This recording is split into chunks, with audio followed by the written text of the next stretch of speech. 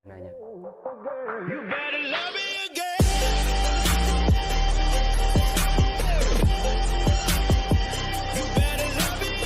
Assalamualaikum warahmatullahi taala wabarakatuh. Jumpa lagi dengan saya Cak Ope. Apa kabar semuanya? Saya harap semuanya baik-baik saja dan bisa menjalankan aktivitas dengan sempurna. Amin amin ya rabbal alamin. Pada kesempatan kali ini kami akan mengajak Anda untuk ngaji bareng dengan saya, dan kebetulan yang akan mengisi ngaji bareng pada kali ini yaitu Ustadz Wadi Anwar.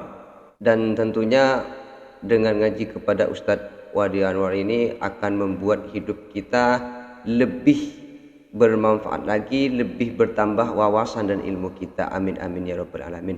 Bagi Anda yang ingin menonton video aslinya, silahkan kunjungi link di deskripsi di bawah ini. Dan bagi Anda yang ingin ngaji bareng dengan saya, don't go anywhere, stay here and check it out. Ustadz Wadi Anwar, Masya Allah. Mekah dan Madinah, Dajjal ni dia tak boleh masuk walaupun satu langkah. Dia nak langkah selangkah pun tak boleh. Akhirnya bila sampai di Mekah, Dajjal manusia ni yang diberikan kemampuan kuasa luar biasa oleh Allah sehingga mampu menurunkan hujan Allah. dan menghasilkan makanan. Dia bila nak masuk Madinah, dia tak boleh masuk. Dia duduk di luar Madinah, merosakkan umat Nabi SAW. Dia bukan sahaja bunuh orang, tetapi dia juga memurtadkan umat Nabi Muhammad SAW, bagi murtad. Astagfirullahaladzim. Adik-adik, siswa-siswi ni, anak-anak pelajar, siswa-siswi, jaga iman kita. Dosa macam mana pun yang kita buat, jangan sampai kita keluar daripada Islam.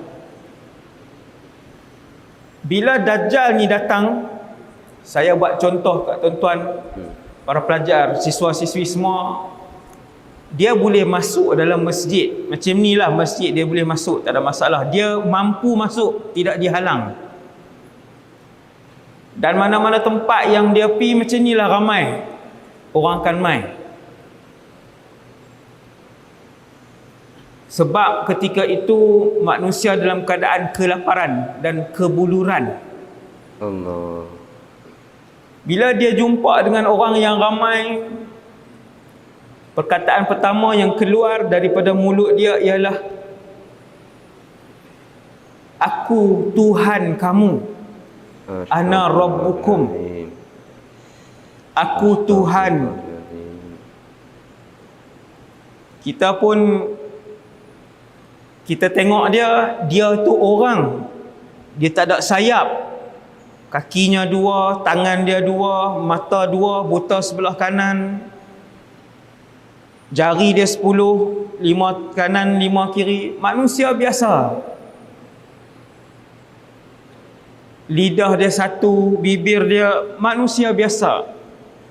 Tapi bila dia buat kuasa dia tumbuhkan pokok, dia turunkan hujan, dia keluarkan emas, dia hidupkan orang, maka ramai yang mengaku dia adalah Tuhan.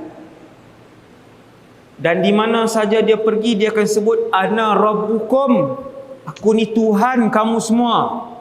Allah, astagfirullahaladzim. Bila satu orang mengaku Tuhan, kita nak cabar dia apa?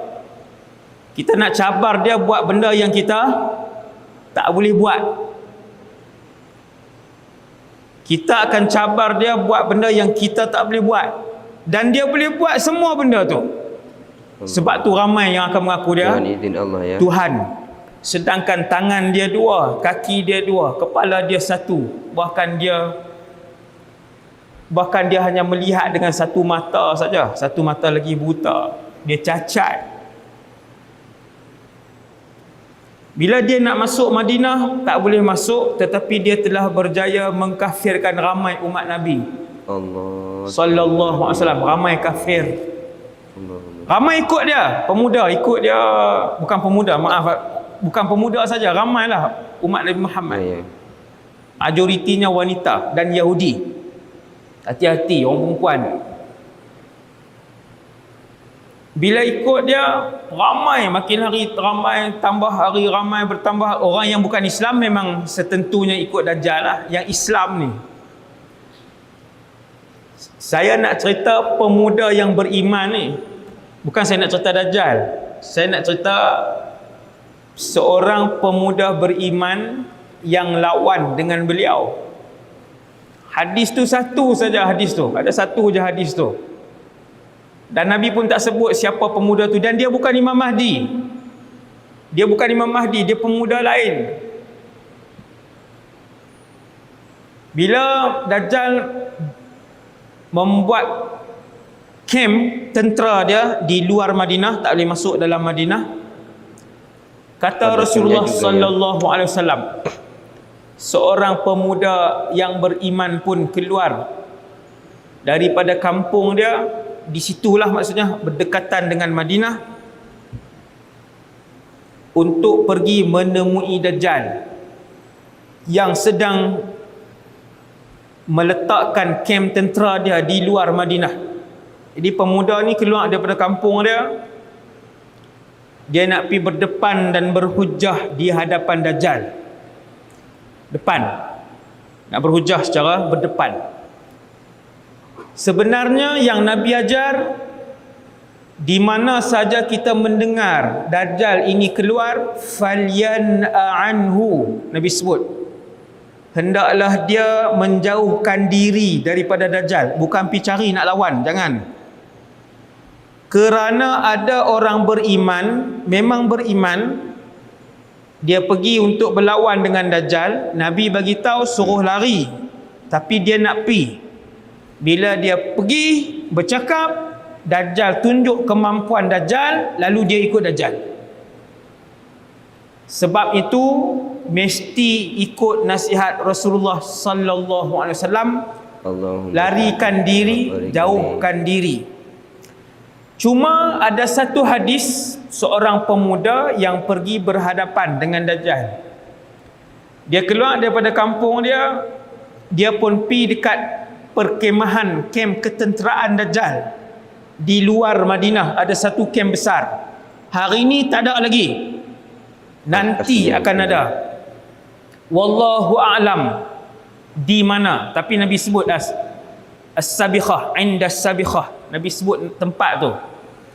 Kemudian bila dia sampai, bila Dajjal ni sampai, minta maaf, bila pemuda beriman ni dia sampai di bawah, bertemu dengan komander kanan di bawah. Hadis tu, hadis dalam hadis sahih sebut masalihud Dajjal. Masalih, nah, masalih. Masalih ni pengawal-pengawal yang bersenjata dengan senjata yang pelik. Pengawal-pengawal bersenjata, manusia, bukan setan, bukan jin, bukan syaitan, manusia. Pemuda beriman ni dia nak berjumpa dengan Dajjal, tapi di hadapan kem ketenteraan ni ada pengawal-pengawal bersenjata. Lalu pengawal-pengawal ni tanya, ila aina ta'mid, hang nak pergi mana? Macam tajuk lagu pula. Kan, saya orang Kedah, tadi terjemahan bahasa Melayu saya dia jadi bahasa Kedah lah. Ila aina ta'mid, kalau faham bahasa Arab ada kelas pengajian Islam. Ila aina ta'mid, nak pergi mana? Hang nak pergi mana? Pemuda beriman ni pun jawab, aku nak pergi jumpa dengan si penipu yang ada di atas sana. Aku nak pergi berjumpa dengan si penipu yang ada di atas sana. Berani. Pengawal-pengawal bersenjata ni kata, bunuh dia ni, biadab, uqtuluh, bunuh dia. Kemudian pengawal-pengawal lain, pengawal ramai, ada yang suruh bunuh, yang lain kata jangan. la taqtuluh. Jangan bunuh dia, sebab Tuhan kita dah pesan siapa pun jangan membunuh kecuali dia saja. Kataan apa mereka guna? Tuhan. Tuhan kita dah pesan sesiapa pun jangan membunuh kecuali dia saja boleh bunuh orang. Ini bongkaknya Dajjal. Dia bongkak. Dia maksudnya kalau nak bunuh pun bagi dia yang bunuh. Maka mereka pun tangkap pemuda yang beriman tadi. Tangkap pemuda yang beriman, bawa dia masuk kem pertahanan Dajjal di luar Madinah. Kem tentera. Bila bawa lelaki ni, pemuda beriman ni, para siswa-siswi sekalian, dia pun berjalan masuk. Sebelum berjumpa di bilik khas ataupun di tempat khas ada Dajjal, maka dia melalui ramai umat Nabi SAW. Macam ni lah kita kata, lalu sini lah. Dia lalu di hadapan ramai umat Nabi SAW yang sudah pun murtad. Semua telah pun mensyirikkan Allah Azza wa Jal. Lalu pemuda ni pun bila lalu ke situ, dia kata Ayyuhan nas. Dia panggil semua. Dia cakap, dia kata, wahai manusia sekalian, dia tu adalah Dajjal. Pemuda ni tunjuk kepada Dajjal yang dia dah nampak lah. Dia kata itu Dajjal, penipu yang telah dibagi tahu oleh Rasulullah sallallahu alaihi wasallam. Jangan percaya lelaki itu. Dia adalah Dajjal, penipu. Sambil berjalan, dia tunjuk kepada Dajjal, penipu. Dajjal ni siapa yang biadab dia bunuh. Dia bunuh macam tu je. Lalu pemuda ni pun sampai di depan Dajjal. Bila sampai di depan Dajjal, Dajjal tak bagi salam lah. Kan? Sampai depan Dajjal. Soalan nombor satu. Ada soalannya juga. Dajjal pun tanya dia, awama tu'minu bi? Kenapa kau tak beriman dengan aku? Aku ialah Tuhan kamu. Pertanyaannya ayat pertama dia. berbahaya sekali pertanyaan seperti ini. Hadis ni ada banyak riwayat. Dajjal tanya, kenapa kamu tak beriman dengan aku? Aku Tuhan kamu. Maka pemuda ni kata, antal masihul kadzab. Kamu adalah penipu, Dajjal yang diberitahu oleh Rasulullah sallallahu alaihi wasallam. Cakap. Di siswa dan siswi cuba tengok keberanian pemuda ni. Datang daripada iman yang kuat kepada Allah Subhanahu wa taala. Bukan main daripada dua seni mempertahankan diri yang dia belajar sampai habis, bukan. Dia datang daripada iman dia, daripada ibadah dia yang banyak, iman dia yang tinggi dengan Allah Subhanahu wa taala. Sebab tu dia boleh bercakap, dia boleh berterus terang, dia boleh bagi tahu kamu Dajjal yang diberitahu oleh Nabi sallallahu alaihi wasallam. Kemudian Dajjal pun kata, lentangkan dia. Dia macam ni apa dia tahu? Melentanglah. Dajjal kata lentangkan dia macam ni lah. Lalu dipukul perut dia. Dipukul muka dia. Kemudian Dajjal tanya dia, awama tu'minu bi? Kamu tak beriman dengan aku? Dia kata kamu adalah penipu besar yang diberitahukan oleh Rasulullah sallallahu alaihi wasallam. Berani ni bukan datang daripada berani seorang manusia kosong. Ya, benar. Tapi keberanian ini datang daripada iman. Solat yang tidak pernah ditinggalkan oleh seseorang, kepatuhan yang tinggi kepada arahan dan suruhan Allah Subhanahu wa taala, dan juga qudwah ataupun ittiba' yang rapi kepada Rasulullah sallallahu alaihi wasallam. Kecintaan kepada Nabi sallallahu alaihi wasallam serta ikut kita dengan sunnah dan ajaran Rasulullah sallallahu alaihi wasallam, yang tu yang akan menghasilkan iman. Yang tu bukan senjata, bukan ilmu kemahiran diri, mempertahankan diri, bukan kekuatan kita, bukan duit ringgit kita, tidak. Nah, jadi bila Dajjal pukul dia di badan, di muka dia, dia kata kamu penipu, kamu adalah Dajjal. Dan memang yang tu Dajjal pun. Kemudian Dajjal pun kata, kalau kamu tak beriman aku Tuhan, aku akan bunuh kamu sekarang. Aku akan belah badan kamu jadi dua. Sekali ancamannya. Badan dengan nyawa. Dajjal kata, aku akan belah badan kamu jadi dua. Laki itu kata, pemuda itu kata, kamu adalah penipu yang diberitahukan oleh Rasulullah sallallahu alaihi wasallam. Lalu Dajjal mengeluarkan senjata dia. Wallahu a'lam. Senjata apa tak tahu. Tetapi dengan menggunakan senjata tu, dengan menggunakan senjata tersebut, dalam satu riwayat sebut minsyar. Minsyar ni gergaji yang digunakan untuk memotong badan manusia daripada atas, potong atas, bawah, terbelah dua. Dajjal buat keluar senjata dia, wallahu alam, senjata yang kita tengok hari ni tak ada pun macam tu. Dia belah badan budak tu, badan pemuda beriman, lalu bahagian kanan terpelanting, bahagian kiri tubuh pemuda beriman itu terpelanting ke sebelah sana. Ni bukan magic. Jadi dua ya badannya ya. Dia bukan guna silap mata.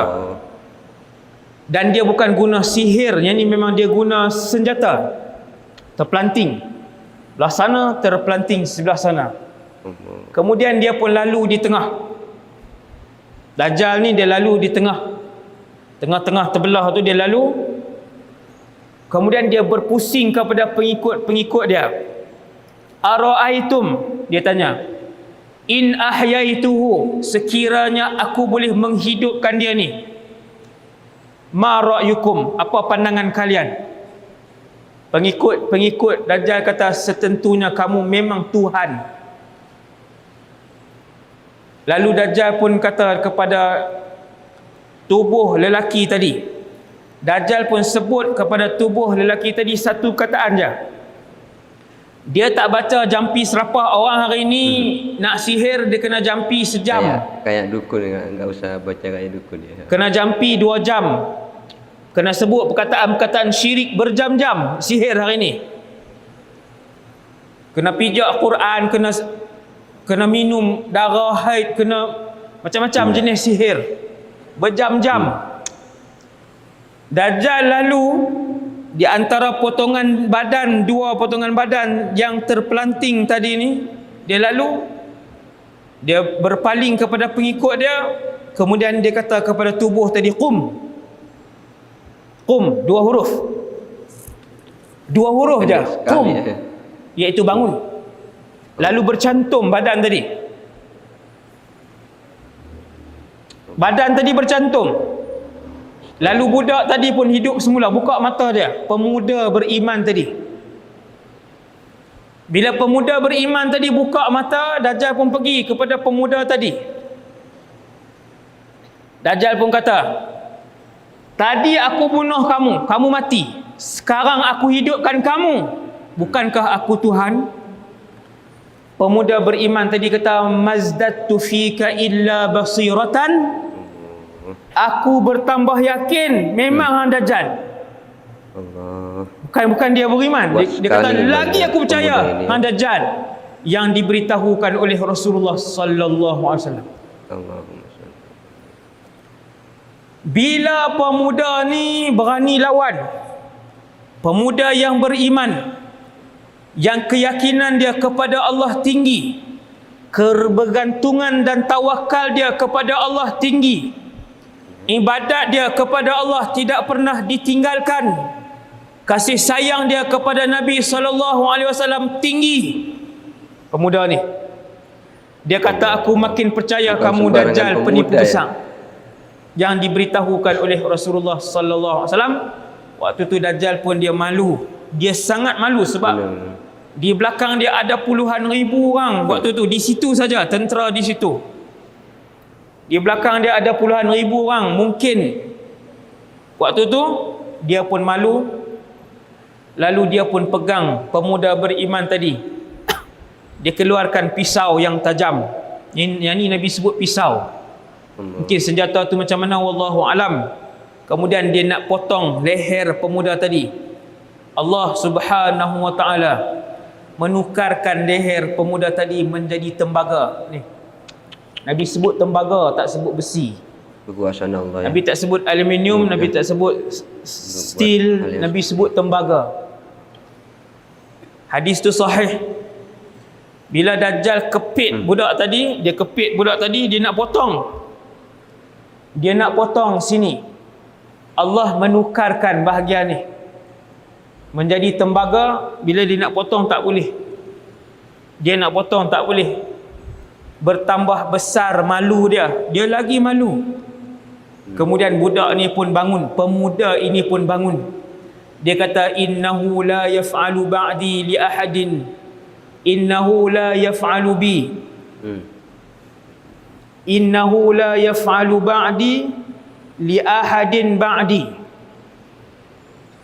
Sesungguhnya Dajjal, lelaki ni, dia tidak akan boleh melakukan apa-apa lagi kepada seorang pun selepas ini. Tak boleh. Maka Dajjal pun angkat budak tadi, lalu dicampakkan ke dalam api yang menyala-nyala. Dia angkat budak tadi, dia lemparkan ke dalam api. Nabi kata, ketahuilah, api yang dibawa oleh Dajjal itu adalah sungai yang mengalir. Dan sungai yang dibawa oleh Dajjal, ke mana-mana saja dia pergi, itu adalah api yang membakar. Ni dengar elok-elok ni kan. Nabi kata Dajjal akan bawa dua benda, Fitnahnya luar biasa. sungai dan api. Api yang dia bawa itulah sungai yang mengalir sejuk. Dan sungai yang dia bawa itu sebenarnya adalah api. Sekiranya kalian diberi pilihan, maka terjunlah ke dalam api itu. Wallahu alam, saya pun tak tahu apa dia.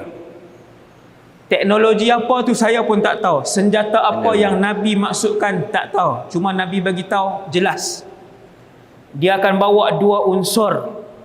Yang pertamanya api, dan unsur yang kedua dia bawa air. Pemuda beriman tadi dicampakkan ke dalam api. Nabi kata sebenarnya itu adalah air.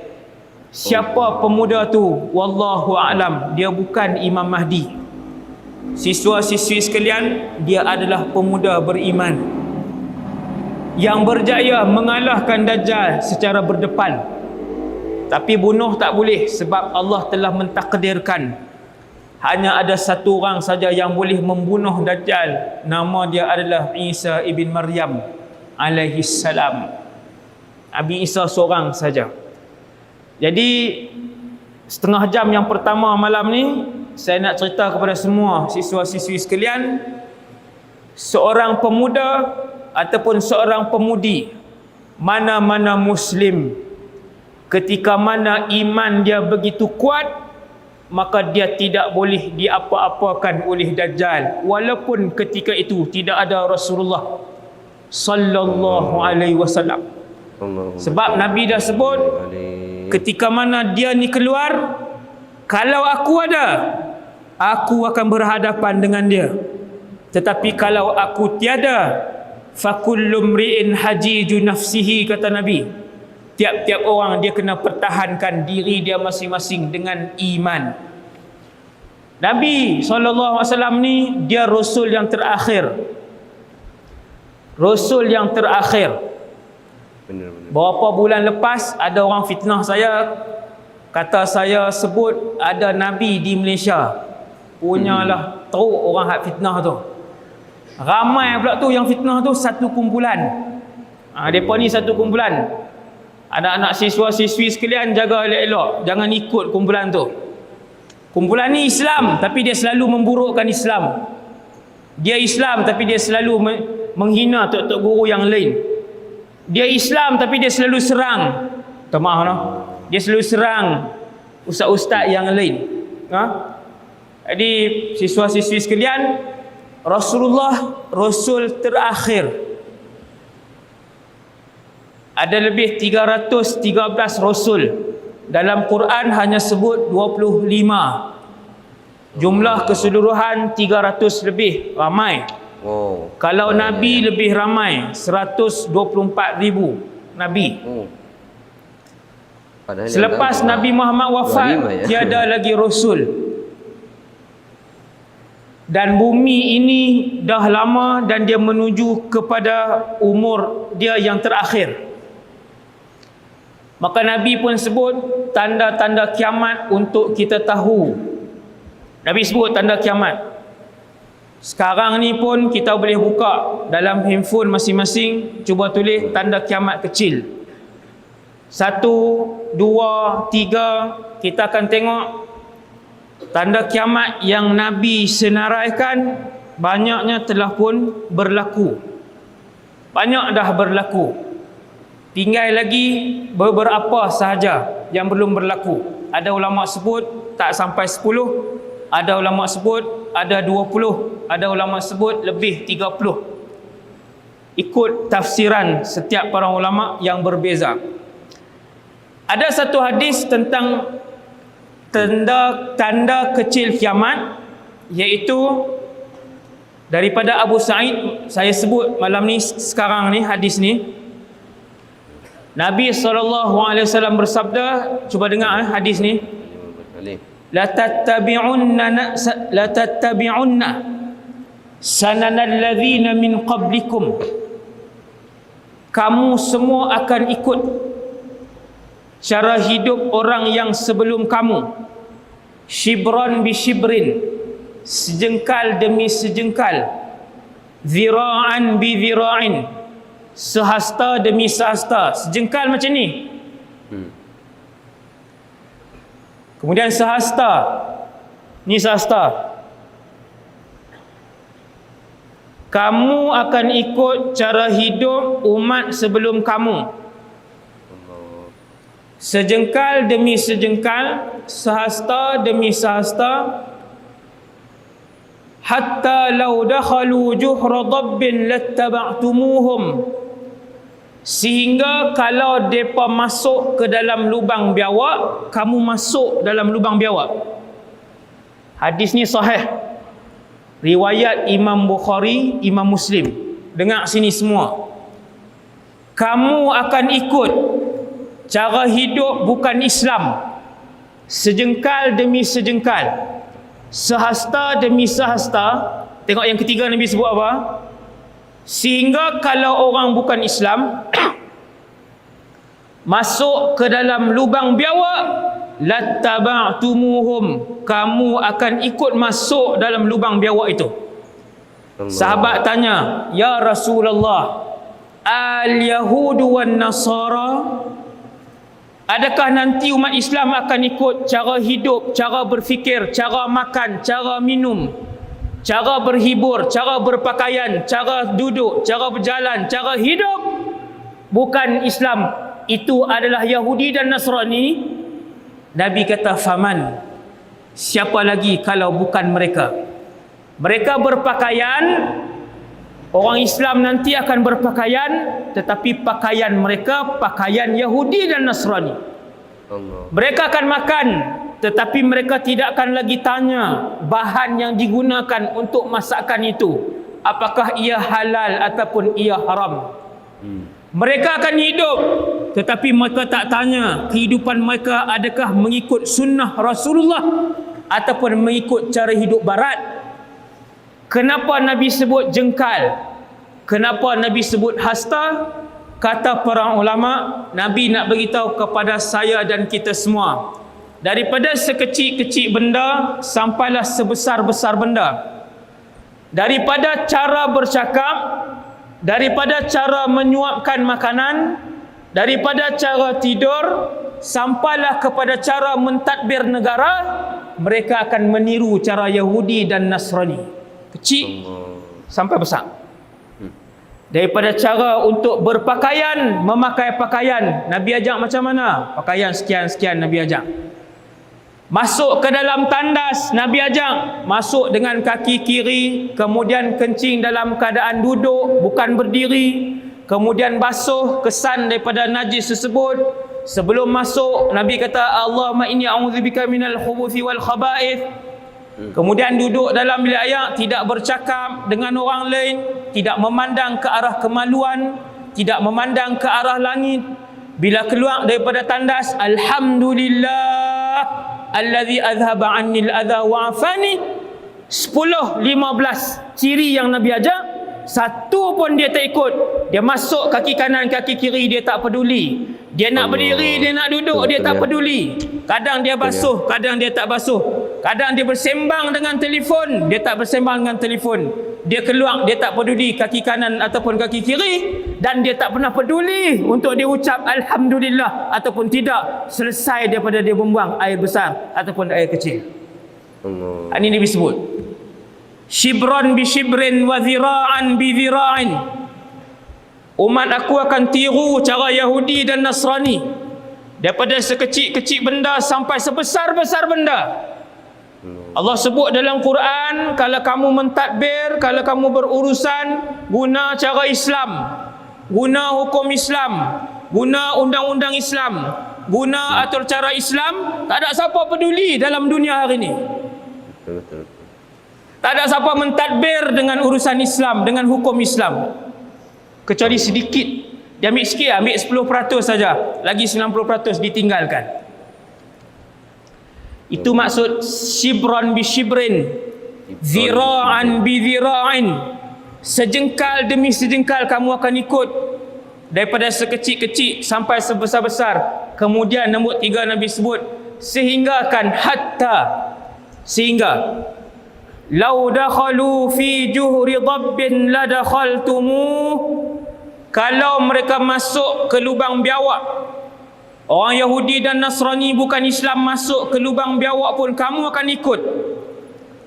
Ulama kata, apa Nabi maksudkan masuk dalam lubang biawak? 2. Yang pertama, tempat kotor. Yang kedua, tak masuk akal pun kita akan tiru. Orang menari, kita menari. Orang buat lampu pusing kanan kiri, kita buat lampu pusing kanan kiri. Kenapa kita ni? Untuk apa ni? Yang buat tu pun tak tahu seronok.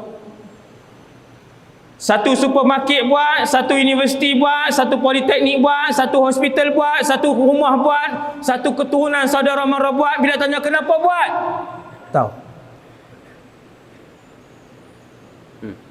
Hasbunallah wa ni'mal wakil. Nabi sebut sehingga mereka masuk dalam lubang biawak, lattaba'tumuhum, kampa kamu akan ikut masuk dalam lubang biawak. Kata para ulama, itu bermaksud orang bukan Islam buat benda yang tak masuk akal, semua tiru. Jadi dah hari ni? Jadi semua tiru, semua nak tiru. Ada matlamat, tak ada matlamat, ada manfaat, tak ada manfaat, rugi duit, tak rugi duit. Yang penting trending. Yang penting yang ni yang paling semasa. Tutup aurat ke, tak tutup aurat ke, ambil duit orang ke, curi duit ayah ke, langgar aturan Islam ke, tak langgar aturan Islam ke, buang masa ke, tak buang masa ke, bermaruah ataupun tidak bermaruah. Yang penting tiru. Jadi kata jadi hasbunallah wa ni'mal wakil. Lebih 6 jam sehari main game PUBG, Mobile Legend. Laki pun main, perempuan pun main. Daripada permainan sampai jadi kerjaya. Saya pernah jumpa budak sekolah menengah, cita-cita apa dia? Gamers. Lepas SPM nak sambung di mana? Tak sambung dah ustaz. Saya akan pulun betul-betul sampai mahir. Punya berprinsip. Saya pun termenung. Dulu saya ceramah motivasi, sekolah ke sekolah, universiti ke universiti, kan? 2-3 tahun lepas jumpa dengan pemuda, dengan anak remaja, saya tanya nak jadi apa? Nak jadi gamers. Saya kata sampai kerja nanti. Yang ni ustaz. Ya, memang banyak udah ya kayak itu ya. Daripada 2 jam kepada 3 jam sehari, kepada 4 jam sehari, kepada 6 jam sehari, 8 jam sehari. Panjang sehari. Daripada yang tak guna duit sampai yang guna duit, daripada RM50 sehari sampai sebulan 300-400 habis. Hasbunallah wa ni'mal wakil. Yang ni yang berlaku. Ini yang dirisaukan oleh Rasulullah sallallahu alaihi wasallam. Malam ni adik-adik siswa-siswi, kita tahu Nabi sebut hadis ni, Nabi kata ini tanda dunia semakin dekat dengan kiamat. Kita perhati hadis ni yang Nabi sebut, betul ya Rasulullah. Hari ni kami tengok kawan kami di kampus, kami tengok rakan-rakan kami di tempat kerja, kami tengok saudara mara kami dalam ahli keluarga, kami tengok jiran-jiran kami. Memang begini keadaan kami pada hari ini. Semua benda nak tiru dan ikut yang bukan Islam. Ni dia main pula budaya prank orang. Kita keluar daripada masjid, kita ambil slipper kawan, kita buat nyorok, tak curi, buat nyorok 1 minit je. Kawan kita keluar, tengok slipper dia tak ada, lepas minit kita buat main kat dia, kita kata melawak, hukumnya haram. Hukumnya haram. Hari ni punya prank lebih teruk daripada tu. Dia ambil telur, dia bubuh atas kepala kawan dia. Dia kata prank. Kawan tu pakai baju nak masuk kelas dah. Birthday dia hari tu, ambil telur seorang satu, ada 5 orang. April Fool, dia kata prank, just prank apa. Yang kawan ni dah mandi, dah tukar baju, dia pun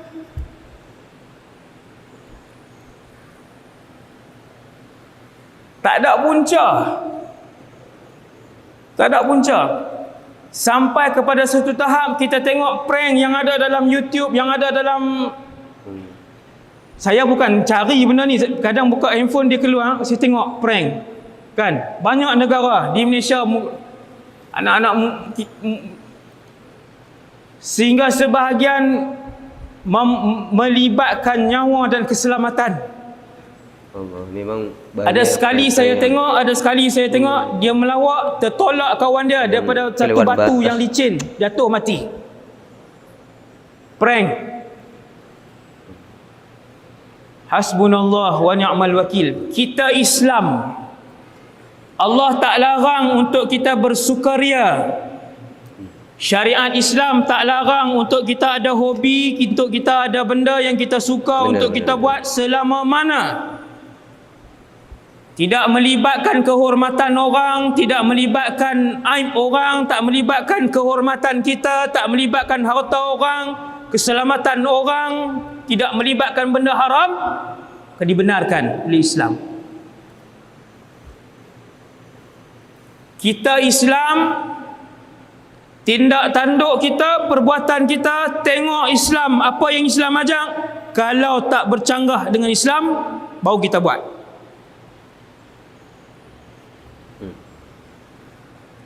Itu baru satu daripada 100 lebih hadis yang Nabi sebut tentang tanda akhir zaman.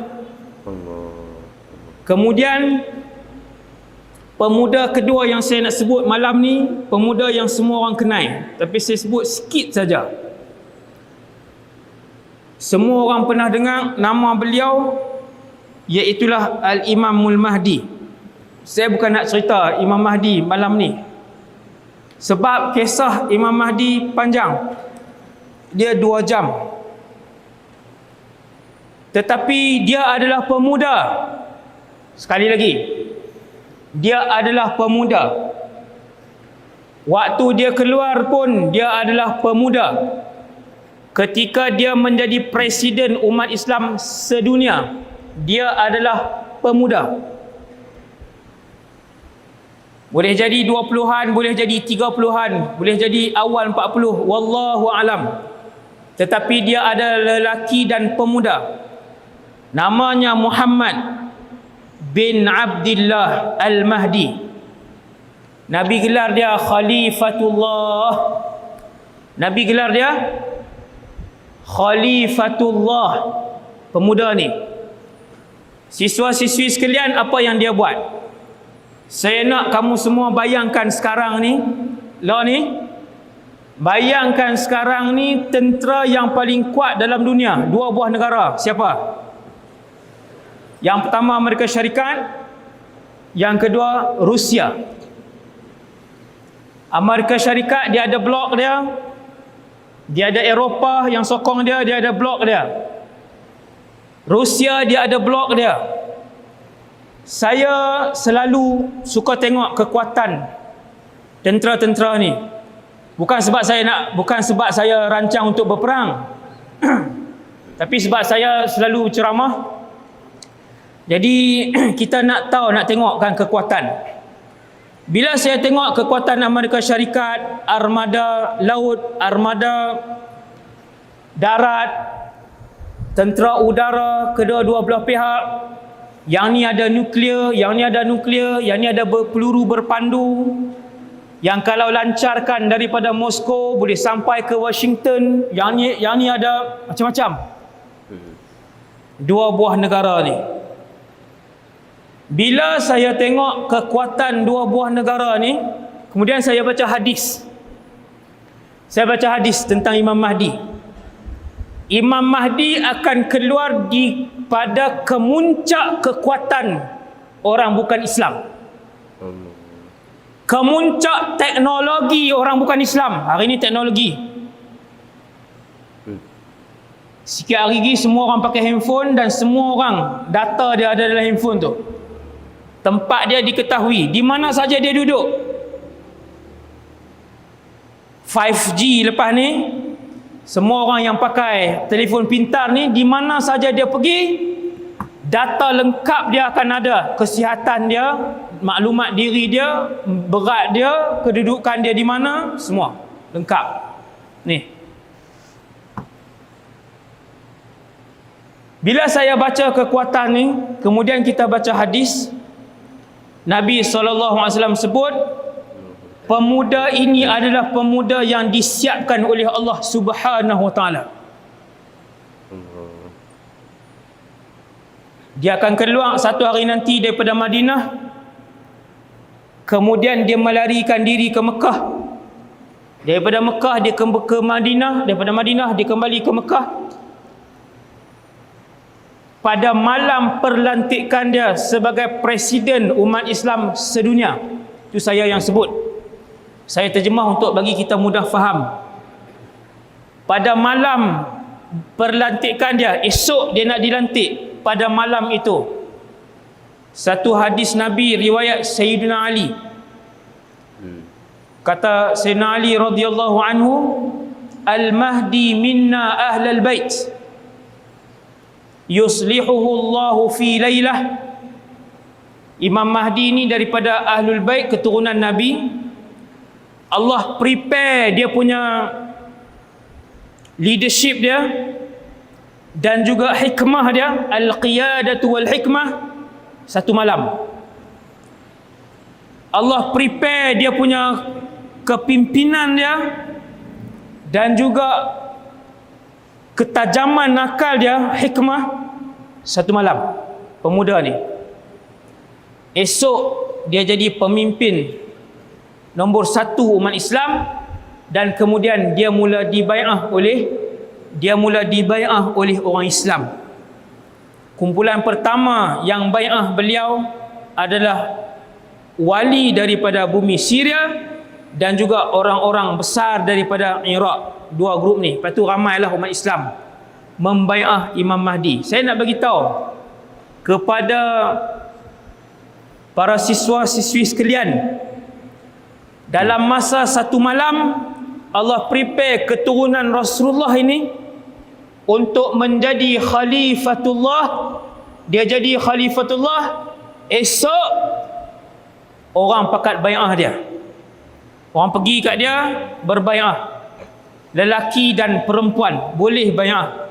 Orang lelaki boleh berjabat, orang perempuan tak perlu berjabat tangan, sebab bersentuhan tetap haram walaupun lelaki itu adalah Al-Imamul Mahdi. No? Sebab tu hati-hati. Jangan sampai berjabat tangan lelaki dan perempuan yang bukan mahram.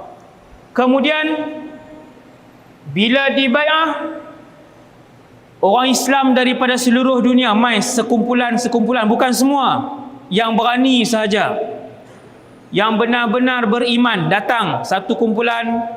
Ada kumpulan 6 orang datang daripada jauh, ada kumpulan 18 orang datang daripada jauh, ada kumpulan 37 orang datang daripada jauh. Itu semua contoh saya sebut. Ada kumpulan 60 orang datang daripada jauh untuk membai'ah Imam Mahdi. Bila dah ada satu pasukan, Imam Mahdi membentuk kumpulan tentera, dan kemudian beliau mula berperang satu kampung kepada satu kampung yang menentang dia. Musuh datang setiap minggu kepada Imam Mahdi untuk menyerang Imam Mahdi. Musuh pertama yang datang daripada Syria. Ulama pertama yang datang bai'ah pun Syria juga, Syam Nabi sebut. Musuh pertama yang datang juga daripada Syria. Maksudnya daripada Syria ni ada wali-wali yang hebat pun daripada Syria, Syam. Musuh-musuh Imam Mahdi pun ada juga daripada Syam. Hati-hati, jangan sampai masuk kumpulan musuh pula, duk buat semangat pergi masuk geng musuh. Kan? Buat semangat tapi tak ada ilmu. Nabi kata hati-hati, kumpulan pertama musuh yang lawan dengan Imam Mahdi datang daripada Syam. Bila mereka sampai di satu tempat yang bernama Baida, bumi terbelah 100% tenggelam di dalam belahan bumi tadi. Hati-hati. Jangan buat semangat sembrono. Semangat mesti dengan ilmu. Semangat mesti dengan iman. 2 sampai bila-bila ingat. Semangat mesti dengan ilmu. Yang kedua, semangat mesti dengan iman. Bukan semangat semata-mata. Ilmu kurang mesti dengan duduk dengan tok guru. Bukan duduk dengan kumpulan bohong apa hari ni tok guru. Hati-hati. Hati-hati, hari ni ada kumpulan bohong apa hari ni tok guru. 1000 orang masuk kumpulan tu. Hari-hari dia bawa masuk dalam tu petikan ceramah tok guru di Malaysia, ustaz-ustaz di Malaysia, dan dia tuduh pembohongan. Dia tuduh yang dia masukkan dalam tu, yang ni membohong ni, esok membohong ni, lusa membohong ni. Yang buat ni orang Islam, yang buat kumpulan ni orang Islam. Jadi hati-hati di akhir zaman yang penuh dengan kekeliruan. Tengok kumpulan yang lawan dengan ulama, hati-hati dengan kumpulan tu. Tengok kumpulan yang mencerca ulama, hati-hati dengan kumpulan tu. Jangan sampai kita bersama dengan kumpulan tersebut.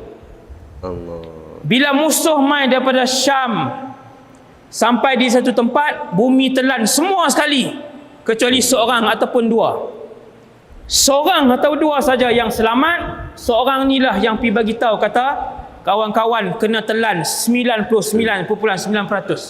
Hampir semua ditelan. Jadi saya nak bagi tahu ada kumpulan yang akan berlawan dengan Imam Mahdi nanti. Siswa-siswi sekalian, apa yang saya nak bagi tahu hari ini, poin yang ketiga ni ialah Al-Imam Muhammad bin Abdullah Al-Mahdi ni, pemuda yang beriman ini, ajaibnya kekuatan dia. Adik-adik siswa-siswi sekalian balik boleh tengok kekuatan armada tentera Rusia, kekuatan armada tentera Amerika Syarikat. Hebatnya Khalifatullah, gelaran pemuda ni Khalifatullah, Dia gabungkan semua orang Islam. Dia pergi ke orang Islam, dia bercakap, dia minta orang Islam bersatu. Imam Mahdi minta orang Islam bersatu, pemimpin-pemimpin Islam bersatu, dia ajak pemimpin-pemimpin bersatu. Sebahagiannya terima untuk bersatu di bawah pimpinan Imam Mahdi. Bersatu, duduk bersama-sama. Bila saya tengok kekuatan ketenteraan Barat hari ini yang sangat hebat, dan bila saya baca hadis-hadis Nabi SAW, Nabi bagi tahu Al-Imam Mahdi ini akan menyerang India, akan menyerang semenanjung Arab, akan menyerang Furs, Parsi, akan menyerang Konstantiniyah, dan setiap serangan itu mereka menang. Siapa menang? Imam Mahdi. Sila bayangkan kekuatan dan juga teknologi yang dimiliki oleh Barat, mana-mana blok. Bayangkan. Boleh baca dan boleh kaji kekuatan mereka, tetapi Nabi dah bagi tahu, bila keluar cicit aku yang bernama Muhammad Al-Mahdi ini, dia akan pimpin orang-orang Islam yang jujur dengan Allah. Bukan semua sertai beliau, hanya mereka-mereka yang jujur dan tinggi keikhlasan kepada Allah. Hanya mereka-mereka yang kuat imannya akan menyertai pasukan tentera ini. Sebab tu menang. Semoga kita semua. Dia tak boleh Imam Mahdi tapi main bola selang pendek. Yang tu nak jadi tentera Imam Mahdi tak boleh. Dia tak boleh nak jadi tentera Imam Mahdi tapi rokok sehari 6 batang, 8 batang. Tak boleh. Dia tak boleh jadi tentera Imam Mahdi subuh tak semayang tapi semangat. Oh, nak perang. Subuh mayang tak? Bukan subuh Ustaz, Zuhur sekali sampai Isyak semua tak semayang. Tapi saya tali pinggang, ada 3 tali pinggang Ustaz. Saya cukup berani punya. Hak ni boleh ikat bubuh dalam kolah masjid. Dia akan berani waktu tu saja. Tapi bila dia dengar bunyi tentera berjalan, hak semangat ni dia pun akan balik. Baru dengar bunyi tentera berjalan. Sebab bukan berperang ni bukan pi lawan paintball. Berperang ni bukan susun tentera macam dalam main game. Berperang ini adalah menggadai nyawa untuk Allah Subhanahu Wa Taala. Nyawa kita, motor LC kita, duit KWSP kita yang ratus ribu, kereta kita 2-3 biji, rumah kita 400 ribu, 300 ribu, kita nak tinggal tu dan kemudian pergi berperang. Sebab tu tak ramai. Sebab itu tak ramai yang berani. Tak ramai yang sanggup. Akhir sekali kemuncak peperangan adalah di Armageddon, iaitulah peperangan di antara umat Islam yang bilangan mereka sangat sedikit. Mujahidin yang berbaki, yang berani sampai ke akhir sikit saja. Kesemua blok barat akan bergabung. Kesemua blok barat, komunis ke, Eropah ke, apa semua bergabung. Bergabung ketenteraan, bergabung kekuatan. Yang ni Rasulullah sebut. Yang ni Nabi sebut dalam hadis Sahih Muslim. Perang yang Nabi sebut dalam bahasa Arab Al-Malhamatul Kubra, peperangan yang besar. Bahkan ia adalah perang yang paling besar dalam sejarah kemanusiaan. Allah. Bila mula perang tersebut, tahun ke-7 baru habis. Kita mengaji 4 tahun pun berapa kali nak berhenti dah. Berapa kali tension, assignment tak habis. Baru assignment pun masuk perang lagi. Lepas tu dia buat alasan, buat terdelete pula. Masuk dalam status, alah dah nak habis dah. Tapi terdelete pula. Lepas tu bagi status tu pencerah nampak. Yang tu orang guna lama dah lah alasan tu. Sila reka alasan lain yang lebih kukuh. Kan saya tengok alasan Hasbunallah wa ni'mal wakil. Kemuncak peperangan itu Imam Mahdi akan bimbing pasukan tentera terakhir untuk berlawan dengan musuh Barat bergabung ke semuanya. Semua tahu, bergabung semua. Akhirnya semua perang-perang ni, bukan di Armageddon tu bukan 6 tahun, maksudnya daripada awal peperangan yang dipimpin oleh Imam Mahdi. Ada pendapat di kalangan ulama sebut selama 6 tahun, tahun ke-7 berakhir, dan tahun ke-7 itulah munculnya Dajjal. Daripada perang pertama, perang kedua, perang ketiga, perang keempat, perang kelima, menang. Kemuncak peperangan adalah Al-Malhamatul Kubra di Armageddon. Orang barat namakan dia Armageddon. Dan tahun ke-7 umat Islam dah menang semua peperangan, baru keluar Dajjal. Allah. Kan, baru keluar Dajjal. Berarti setiap kali membaca hadis tentang kuatnya tentera Imam Mahdi, setiap kali itulah menambahkan iman saya kepada Allah Subhanahu Wa Taala. Walaupun hari ini kita tengok kekuatan tentera barat sangat hebat, sangat canggih, sangat kaya, sangat ramai, tapi bila baca tentang Imam Mahdi yang Nabi sebut, lebih hebat lagi satu orang dengan kumpulan yang ramai di kalangan Imam Mahdi ni, apabila mereka dibantu oleh Allah Subhanahu Wa Taala. Maka saya nak bagi tahu kepada kita semua, bila Allah bantu sebesar apapun musuh, akan dikalahkan oleh bantuan Allah Subhanahu Wa Taala. Kita kuat dengan Allah, kita kuat dengan bantuan Allah. Kita akan terus menjadi kuat apabila kita terus bergantung dengan Allah Subhanahu Wa Taala, bukan dengan duit ringgit mak ayah kita, bukan dengan kekuatan kita, bukan dengan kecerdikan kita, tetapi dengan bantuan daripada Allah Subhanahu Wa Taala. Saya rasa sekadar itu dulu insya-Allah untuk malam ni.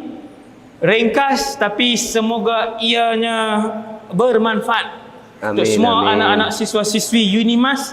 Jadikan sebagai panduan hidup, saya mai malam ni sebab yang ni kali pertama saya di Unimas, dan saya ada ribuan lagi permintaan ceramah di tempat-tempat lain. Wallahu alam, kita berjumpa ataupun tidak selepas ini. Semoga kita berjumpa satu hari nanti insya-Allah di dalam syurga Firdaus. Amin. Sama-sama dengan semua orang yang kita sayang. Boleh hidup dan tinggal dengan Nabi sallallahu alaihi wasallam. Sekadar itu dulu. Assalamualaikum warahmatullahi wabarakatuh. Waalaikumsalam warahmatullahi wabarakatuh.